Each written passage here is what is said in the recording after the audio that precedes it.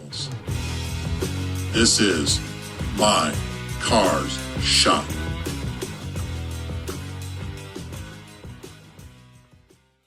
Welcome back, Shop Rats. It's not a Talk About It Tuesday, but this is a question that came from you guys that I think is worth addressing, and it is, how do I diagnose, assess, and read sheet metal when it comes to removing dents and repairing it? I think it's a great question that I want to spend some time focused on today.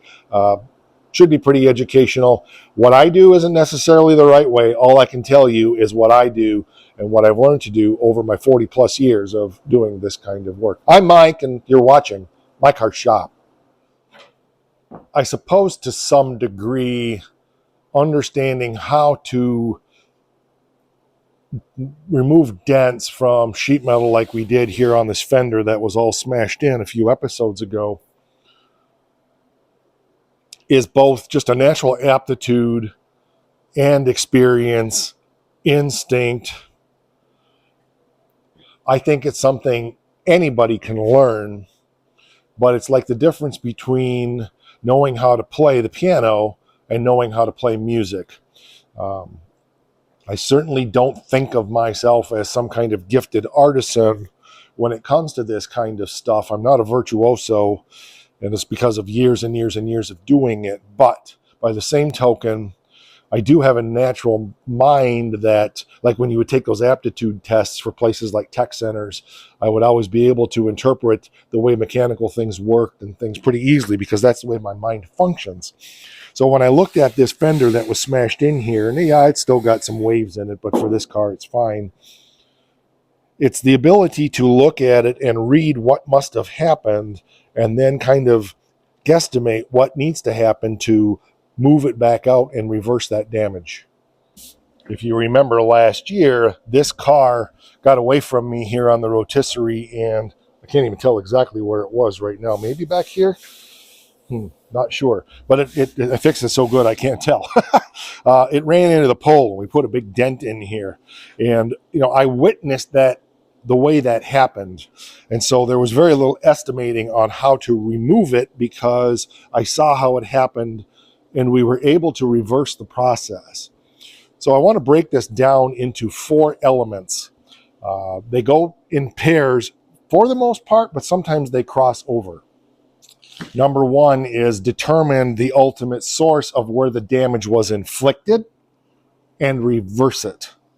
That's not always the case. So I'm going to take you back to Becky's 39 Dodge pickup, and we're going to talk about that outside. Thank God it's only in the 20s today and not below 0 like it's been.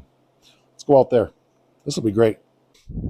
This will be a good one because I haven't actually studied this dent myself until this very moment. So we would have 2 factors here. So the first step is always assess the damage. The second step is try to reverse the damage wherever possible. The third step is maybe not reversing the damage, but releasing the tension. So in this case, with this dent, what I'm going to anticipate, and you'll have to stick around to see if it's true, what I'm going to anticipate is we're going to be able to pop some of this dent up out of there. This is going to be a lot like the roof on stitches, but we're going to have to also release the tension because the metal is stretched in places like this. So we'll be able to get a lot of that up. Then we're going to have to spend some time doing some fine dolly work to remove that tension. Let's see if I can get up here on the frame. There we go. To remove the tension that's in the metal. Yes, definitely. We have tension right here. 100%. And so we could pop this up, and we will, but we're going to have a dent here that can only be taken care of by releasing the tension. It's too freaking windy out here, and you're probably not hearing me well, so let's go back in. So the 4 steps. Assess the damage. Determine the point of impact that caused the damage, and as much as possible, start at that point and start reversing the damage. With this fender, we had about 3 or 4 points of damage, which really compounded the problem. So assess the damage and reverse the damage. The third one is release tension. On the 39 pickup, we're going to have both because something basically probably a branch or something fell on that. Somebody maybe jumped on it. Till I get it in the shop and really study it, I'm not going to know. This car had the heels of a forklift. That was more than just a dent. That was literally something dragging across the roof. And if you've seen that episode, the metal was stretched so bad that I really couldn't shrink it back enough. So we've done all kinds of techniques of using torches to shrink metal. We've got a little more shrinking to do on this that we will show you again, those techniques, because when I started on that roof, it was 4 years ago on the channel, 5 years ago on the channel. So you may not have seen those. They're the very first episodes on the channel. But anyway, the fourth step in all of this is going to be both. It's like the hood on the roof on the 39. Look at where the damage happened, reverse that damage, look at points of tension and release the points of tension. And the fourth thing is some of it's going to be both of those, both reversing damage and releasing tension to get that metal. The hardest part of that process, the most difficult part, not being in a friggin' hurry to get it done. The biggest mistake that people make in taking out dents is they get in there and they put their block on the outside, and they put their hammer on the inside, and they're wailing away at it. And what they're doing is they're actually stretching that metal and compounding the problem. We've talked about hammer on dolly, hammer off dolly. The difference is there. That's in the series. We've done that before. We'll be doing more of that, so I'm not demonstrating that to you. Today is talking about how I read the metal and how I make the assessment on how and what I need to do to reverse the damage and get the dents out of the sheet metal.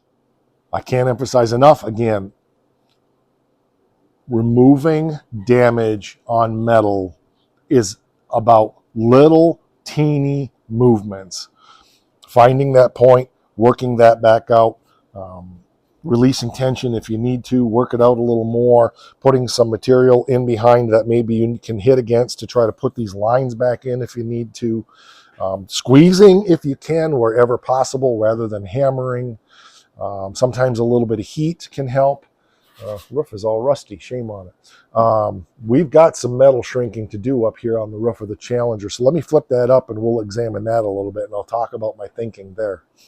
When this was where the heel right in here of the forklift caused a massive stretch, so massive that I couldn't hammer and dolly it back out. I tried shrinking it out with the torch. I ended up just pie slicing and cutting this, moving everything back, and then doing, because there was just so much stretch in that metal. There's a point at which I'm sure there are people that could do better than me. I threw everything in my toolbox at it, everything in my skills at it. But we still have a low spot right here. And I threw some mud in there thinking maybe that was going to work. So from here to here, all of this damage is really good. The roof is nice. Here we got a real low spot. What I need to do here is I'm reading this, and we'll see this eventually, grind this out, again, get that mud out of there up to about in here. And I need to do heat spots around it like this to shrink this metal. You just take your torch and you do these real cherry red heat spots and let it cool, and you hammer carefully, and that will cause this to raise up. So what we're dealing with here is a low spot because the metal in here is stretched, okay? And so there's more material from here to here versus here to here. There's more material from here to here. And we need to cause the material that's in here to shrink so that it's the same amount of material that's here to here, so that it's flat like this. And we can get that out of there pretty well. But that's why you get those low spots or those high spots, is because there's too much material in that distance and it has to go somewhere, so it's going to buckle down. Generally, sometimes it will pop up. But by causing heat out here and then carefully doing a little hammer work, we can actually cause this material to shrink together, which is totally the opposite of what you think. You think you need to move it up, but it shrinks together, and when it shrinks together, it pulls itself flat. So it's a matter of looking at it and determining, okay, I got a low spot. That means there's too much material here. We need to shrink that.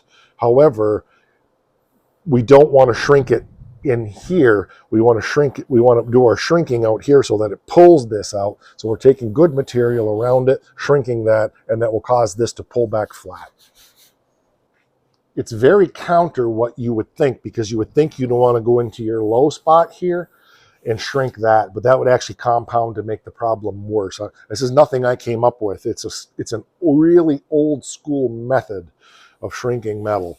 You shrink the metal around it to cause the metal that's stretched out to pull back flat. So that's the way you read that, and that's the way you do it. And we did a bunch of that up in here 4 or 5 years ago on the channel. This work in here was probably a year ago.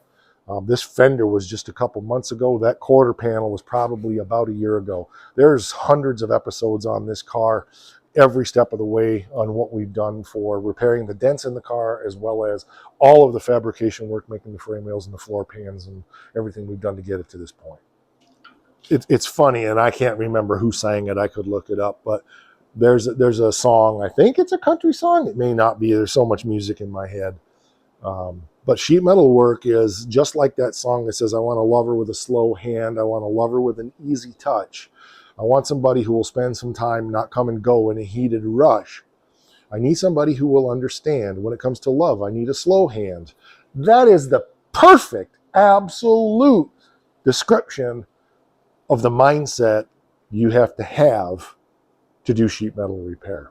So I really appreciate the opportunity to share this with you.